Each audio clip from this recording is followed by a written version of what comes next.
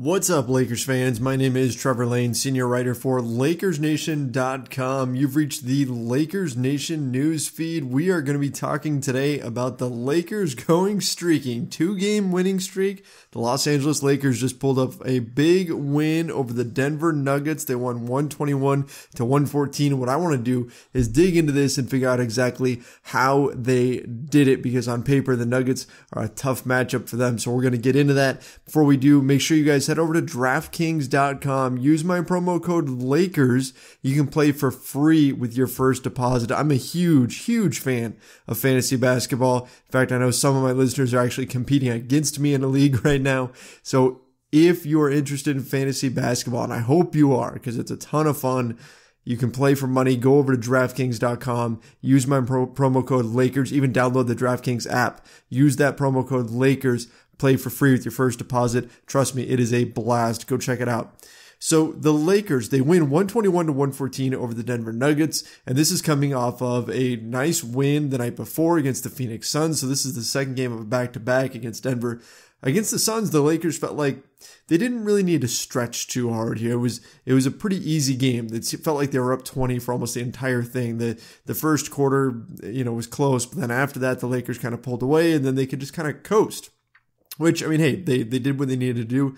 They got the win, but I thought we learned a lot more from this game against the Denver Nuggets, particularly because the Nuggets really had the Lakers number in preseason. Whenever the Lakers tried to go small against the Nuggets in preseason, Nikola Jokic and Plumlee just killed them. Those two guys, having them in the middle for the Nuggets, was just a big problem. Mason Plumlee even went off the last time they played him in preseason, and he barely missed from the field, if he missed at all. And so that was going to be the challenge for the Lakers. Could they manage to keep the Nuggets in check in the paint while still scoring enough points themselves and keeping their bigs from getting worn out? And if you remember, the last time the Lakers played the Nuggets, they had Kyle Kuzma trying to deal with Jokic and Plumlee and these guys, him still playing that 5. Well, not anymore, and that's made a big difference. So here's the key areas that I was looking at. Because when you look at this game on the surface, Lance Stevenson going nuts in the fourth quarter. Yes, that was tons of fun. I mean, Lance was dancing all over the place, finished with 12 points, 4 boards, 4 assists, 2 of 3 from 3, had a couple of big threes that really helped the Lakers out, helped them surge ahead.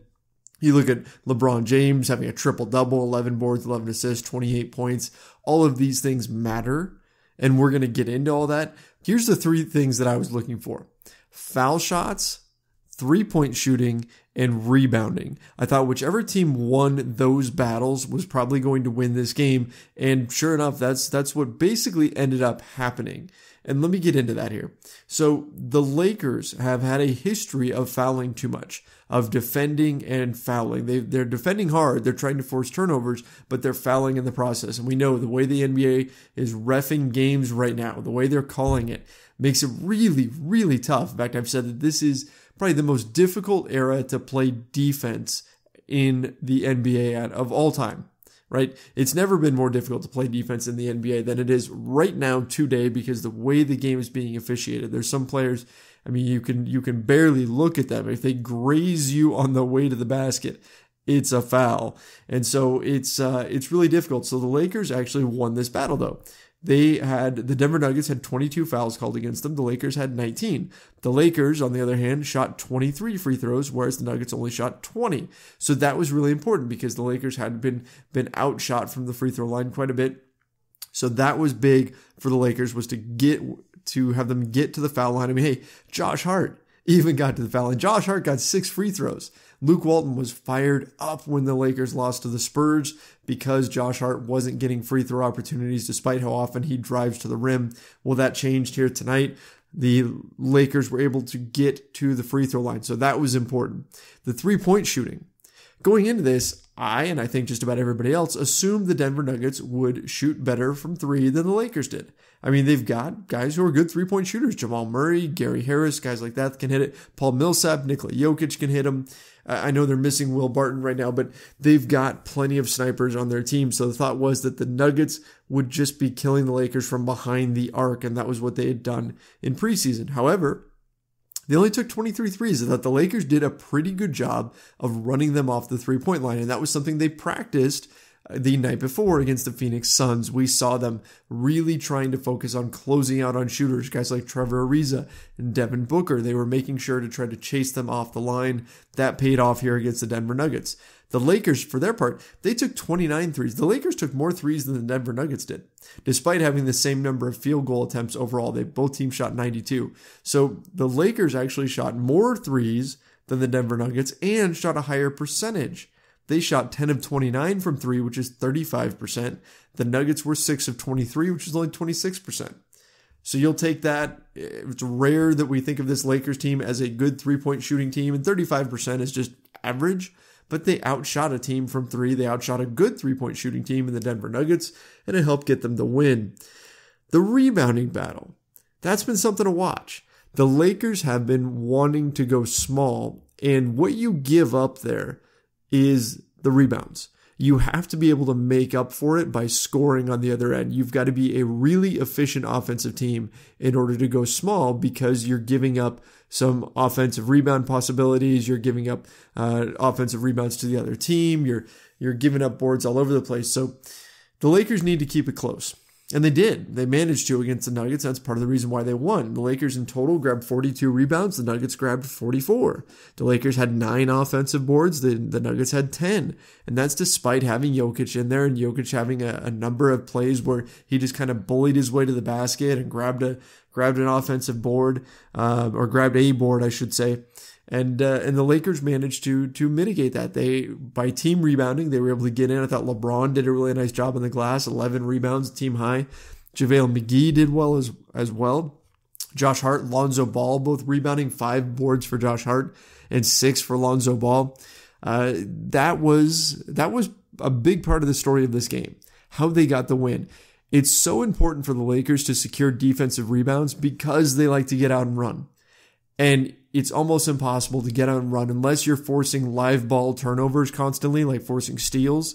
Unless you're doing that, it's really hard to get out and run without getting defensive rebounds. So the Lakers' ability to rebound in this game was so critical because it allows them to get out on the break. And even if they don't get into a full transition basket, at the very least, you can get the Denver Nuggets to be forced into some difficult defensive matchups. You know, if Lonzo Ball is streaking down the wing and Paul Millsap happens to be on that side of the floor, he's going to check him. And that means somebody else is guarding LeBron. Somebody else is guarding one of the Lakers' bigs. And then you've got a mismatch somewhere. So when the Lakers are able to push the pace, good things are going to happen, and the rebounding is really the key to that. So that's going to be a stat to watch, not just here against the Denver Nuggets, but moving forward. Keep an eye on that rebounding battle because that can be a good predictor of the Lakers' overall success. Now, speaking of Lonzo Ball, I do want to talk about him real quick before I get out of here. Lonzo, 12 points, 6 boards, 8 assists, 5 steals. I thought defensively this was his best performance.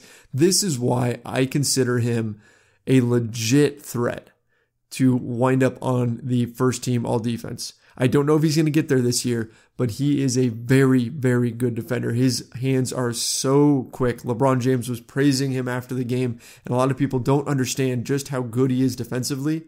But performances like this where he gets 5 steals, that shows up on the stat sheet, and that's going to help get him a little bit more recognition because he wasn't recognized enough for how good he was on the defensive end as a rookie. But a game like this is going to help him, and I think he has now made it very, very difficult for Luke Walton to give the starting point guard job back to Rajon Rondo, who's coming back next game because his suspension is now over. So I think Lonzo Ball playing this well, especially against a rival like Jamal Murray and the Denver Nuggets, we all know the battles they had last year.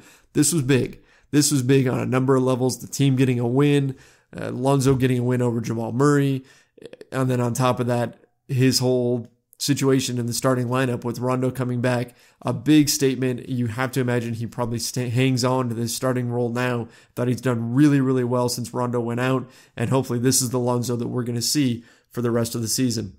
Well, that's going to do it for today, guys. Great win for the Los Angeles Lakers. Make sure you head over to LakersNation.com for all the latest breaking Lakers news, and keep it tuned to the Lakers Nation YouTube channel. Have some wonderful videos coming out on there. Don't forget to head over to DraftKings. Again, use that promo code Lakers and play for free with your first deposit. My name's Trevor Lane, guys. You can follow me on Twitter at Trevor_Lane. Till next time, see ya.